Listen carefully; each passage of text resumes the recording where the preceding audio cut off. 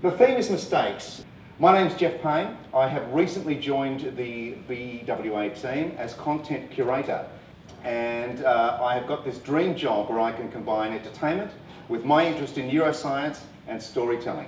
And that's what tonight is all about. We are sharing the stories and bringing it out to the wider community. So, at this point, I am going to introduce the man who is Director of Behaviour Works Australia, Liam Smith. And we wanted to combine knowledge and in an entertaining form and something that Australians can relate to. So basically, the format is going to be a game show.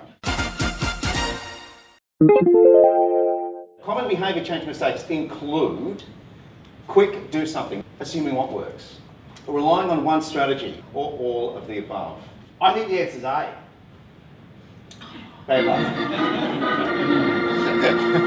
This is a man who's seen the slideshow deck a number of times. We're going to step through each one of these points as we go and point out some of the mistakes that behaviour change scientists and researchers have made in the past and some interventions that have and have not worked. Which of those two is the more problematic one? Any guesses whether it's the bloke in the top left or the woman in the bottom right? The men go that way and the women... Who holds onto the car keys longest? It's the blokes. In fact, the women are very good at self-regulating. They tend to take themselves out of the car when they realise that they're not good drivers anymore. Whereas the men, I think you need a crowbar to get them out of the car. Okay. So infant simulator programs, these have been in the news recently. This is looking after fake babies. Now I don't know if people are familiar with this program. They give them to teenage girls. These babies cry, they wet themselves, you can switch them off. Do we think it's resulted in fewer pregnancies? No effect either way. Greater pregnancies or false baby bonus. In fact, the answer is greater pregnancies. What happened? It's a classic case of assuming you know what works. We think people who have these horrible experiences of looking after these babies that get up in the night and cry would prevent them from doing it, but in fact, it actually causes people to get pregnant. Why? The feedback from the people that did the study seemed to indicate that some of the young girls actually liked it. They liked the attention that came with it. They sort of liked having to look after things, and that may be the reason.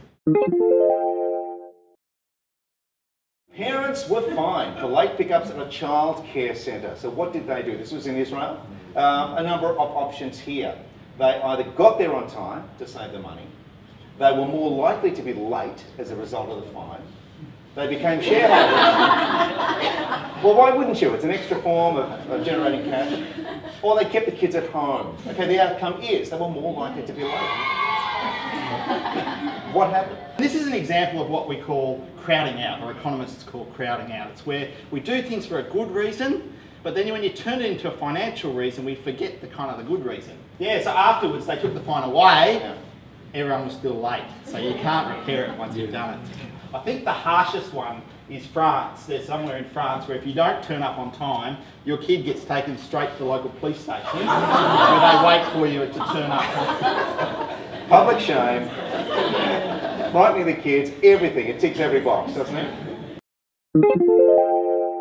A single strategy approach to any problem is known as Plan A, Plan Better Next Time, Plan for Failure, or all of the above. And of course the answer is all of the above.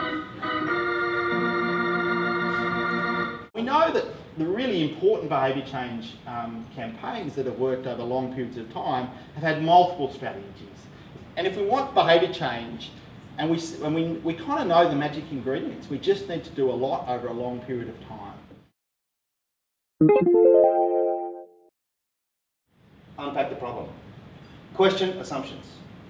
Test lots of stuff. The fourth option is, of course, phone a friend.